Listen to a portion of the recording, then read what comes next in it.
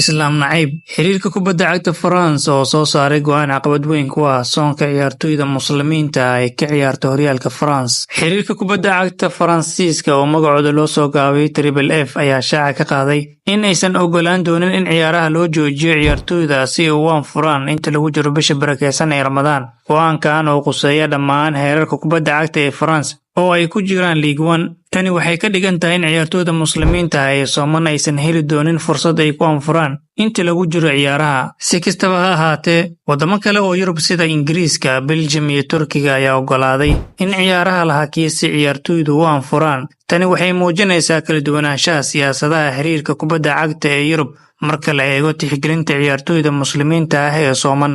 Go'aanka xiriirka kubadda cagta Faransiiska ayaa laga yaabaa inuu saameyn ku yeesho ciyaartoyda muslimiinta ah ee ka ciyaara horyaalka Faransiiska, kuwaas oo laga yaabo inay la kulmaan caqabado dheeraad ah inta lagu jiro bisha Ramadaan. Waxaa la arki doonaa sida ciyaartoyda iyo kooxuhu uga jawaabaan go'aankani haddii ay jiri doonaan dadaalo lagu raadinayo xalal dheeraad ah mustaqbalka.